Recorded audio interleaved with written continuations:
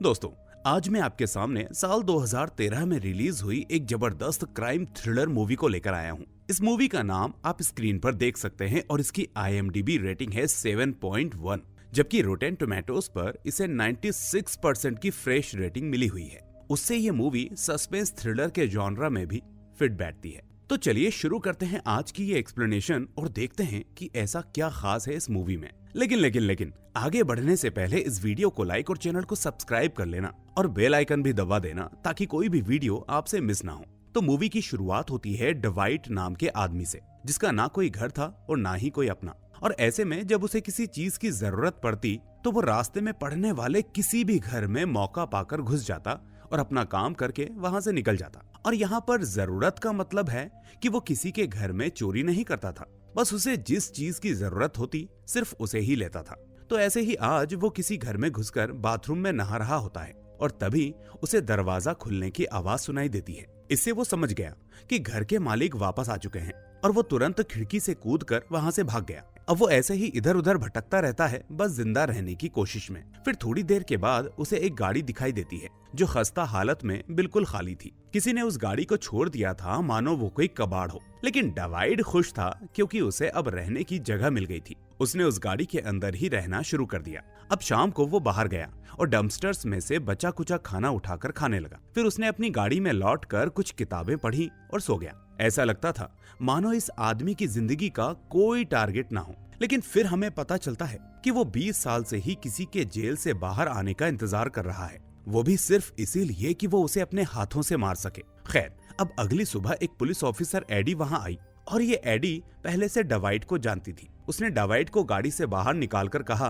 कि मैं नहीं चाहती तुम किसी तरह की मुसीबत में पड़ो, लेकिन वेड क्लैंड जेल से निकलने वाला है। अब हमें पता चलता है कि ये वेड असल में वही आदमी था जिसने 20 साल पहले डवाइट के माँ बाप को मार दिया था। अब ये सुनकर डवाइट के अंदर की आग जलने लगती है और उसकी जिंदगी का एक ही मकसद था, वेड को मारना। अब उसे पता चल चुका था कि वेड बाहर आने वाला है, इसलिए वो बदला लेने की तैयारी करने लगता है। और फिर वो उस पुरानी कार के अंदर नई बैटरी डलवाता है ताकि वो सही तरीके से चल सके। वो जानता था कि वेड वर्जीनिया की एक जेल से छूटने वाला था और उसे भी वहीं जाना पड़ेगा। इसके लिए वो एक बंदूक की दुकान में जाता है, लेकिन वहां बंदूकें इतनी ज्यादा महंगी थी कि वो कुछ खरीद नहीं पाता। फिर उसने अपनी बहन को एक लेटर लिखा और एक पार्किंग में गाड़ियों के शीशे तोड़ने लगा, इस आस में कि कहीं किसी गाड़ी से उसे बंदूक मिल जाए।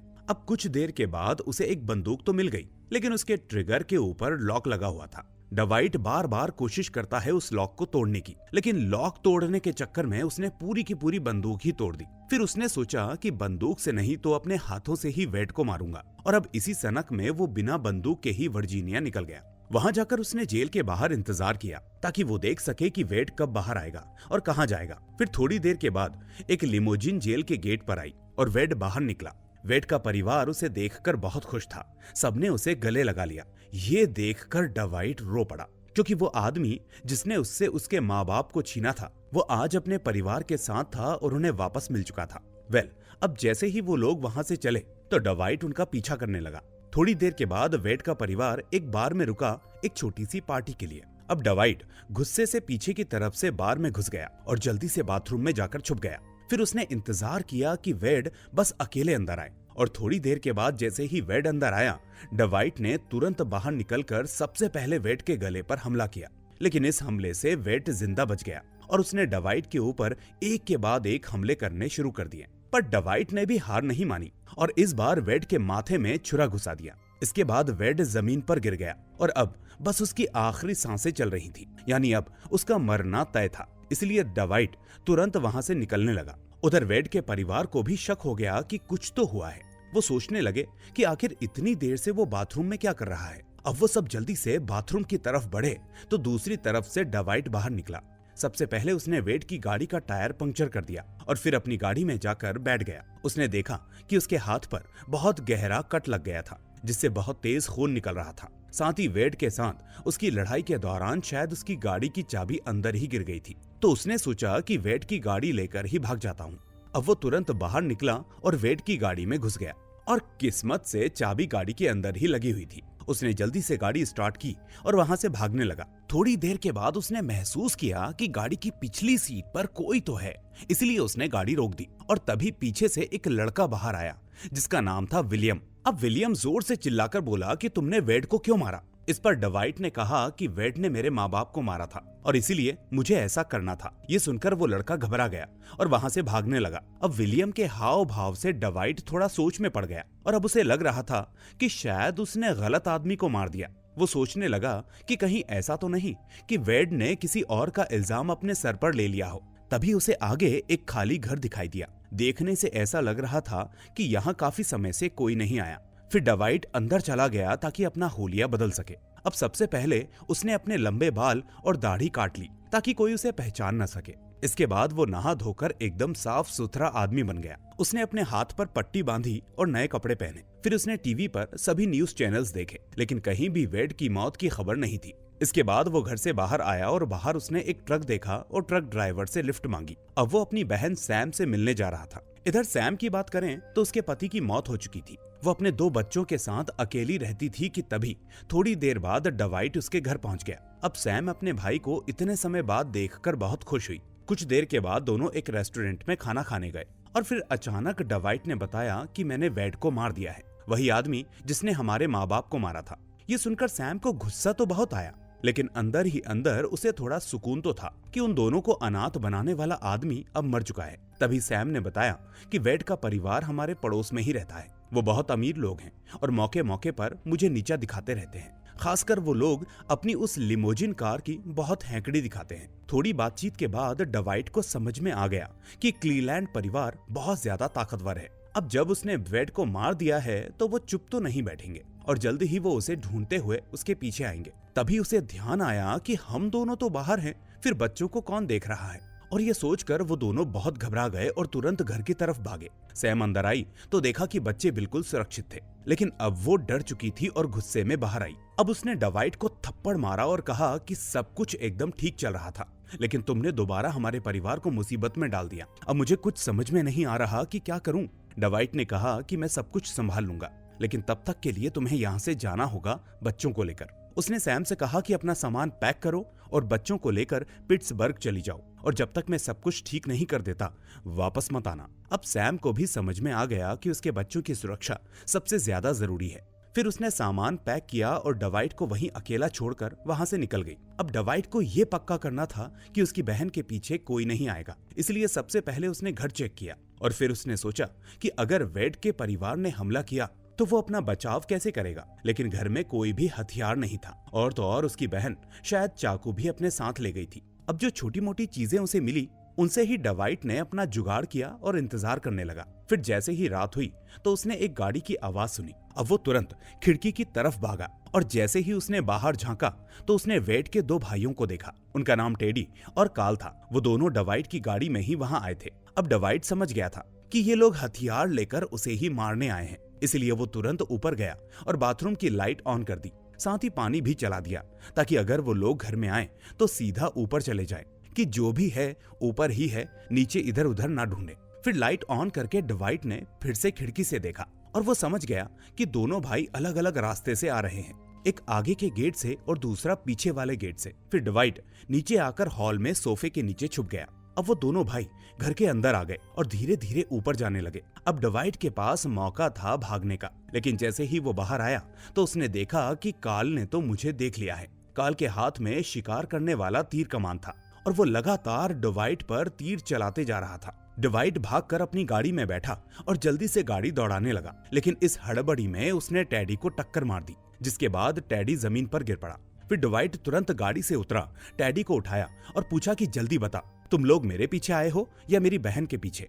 लेकिन टैडी बेहोश हो चुका था, इसलिए वो कुछ नहीं बता पाया। फिर डवाइट ने टैडी की बंदूक उठाई और देखा कि काल उसके पीछे आ रहा है। अब डवाइट ने गोली चलाई तो काल छुप गया। फिर डवाइट जल्दी से टैडी को उठाकर अपनी गाड़ी में डालने लगा, लेकिन जैसे ही वो फ्रंट सीट पर बैठने लगा, काल ने उसके पैर में एक तीर मार दिया। अब डवाइट का खून बहुत तेजी से बह रहा था, लेकिन उसने घायल हालत में ही गाड़ी चलाना शुरू कर दी और वहां से भागने लगा। काल उसके पीछे भागता हुआ चिल्लाता जा रहा था, लेकिन डवाइट नहीं रुका और वो दूर निकल गया। इसके बाद बाहर जाकर उसने सबसे पहले बेहोश हुए टैडी को बैक सीट से खींचकर ट्रंक में डाल दिया। डिवाइड को इस वक्त बहुत ज्यादा दर्द हो रहा था। हालांकि उसने कोशिश की अपने पैर के तीर को निकालने की, लेकिन वो आसान नहीं था। लेकिन फिर वो उसी हालत में स्टोर तक पहुंच गया अपने घाव को छुपाते हुए। उसने कुछ दवाइयां और थोड़ा सामान ले लिया ताकि तीर को निकाल सके, लेकिन इस सब के बाद भी वो तीर नहीं निकल पाया। खून बहुत ही तेजी से बह रहा था, लेकिन उसे लगने लगा कि वो कभी भी मर सकता है। तो आखिर में उसे हॉस्पिटल जाना ही पड़ा, लेकिन वो डॉक्टर से मिल पाता उससे पहले ही वो बेहोश होकर गिर पड़ा। फिर जब उसकी आंखें खुली तो उसने देखा कि वो एक बेड पर पड़ा है। उसका इलाज हो चुका था और उसके पैर में स्ट्रेचेस लगे हुए थे। डिवाइड का पैर अभी पूरी तरीके से ठीक तो नहीं था, लेकिन फिर भी वो अस्पताल में रुक नहीं सकता था। इसलिए वो बाहर आया और जल्दी से अपनी गाड़ी के पास पहुंचा। अब उसने डिग्गी के पास थोड़ा खटखटाया, जिसके बाद टेडी जोर जोर से चिल्लाने लगा। इसका मतलब साफ था कि वो अभी जिंदा है। फिर उसने जल्दी से अस्पताल वाले कपड़े भी बदल लिए। फिलहाल सब डिवाइड के प्लान के हिसाब से ही हो रहा था। अब डिवाइड सीधा अपनी बहन सैम के घर गया और उसने सबसे पहले अपने घर के अंदर की खिड़की दरवाजे लॉक कर दिए ताकि कोई भी बाहर से अंदर ना देख सके। फिर उसने सभी लाइट्स बंद किए और घर को साफ करके वापस गाड़ी में आया।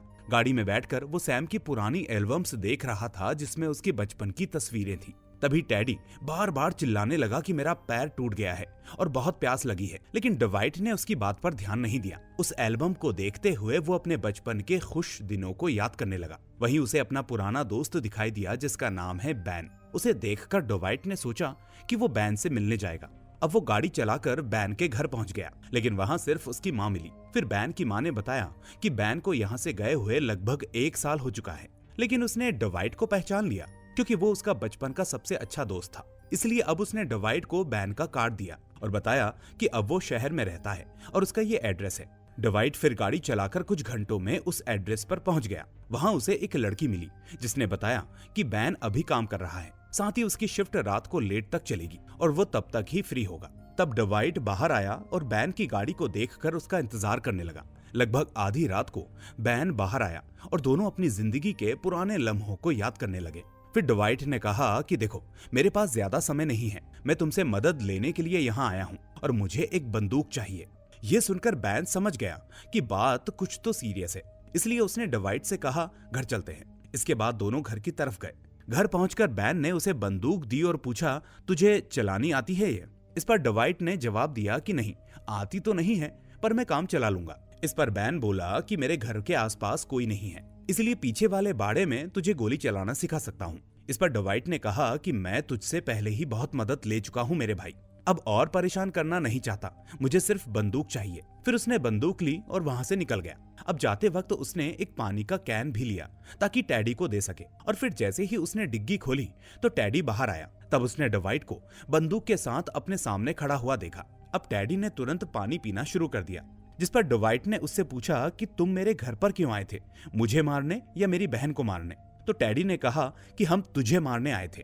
और इसके बाद उसने कुछ ऐसी बात बताई जिसने डिवाइड को हिलाकर रख दिया। यहाँ टैडी ने कहा कि तुझे क्या लगता है, तेरा बाप बहुत शरीफ इंसान था, उसका चक्कर चल रहा था मेरी माँ के साथ। इसके बाद मेरे बाप को जब इस बात का पता चला तो वो गुस्से में तेरे घर गया तेरे बाप को मारने, लेकिन वो कभी भी तेरी माँ को मारना नहीं चाहते थे। उनकी कोई गलती नहीं थी उस सब में, लेकिन बीच बचाव में वो भी मारी गई।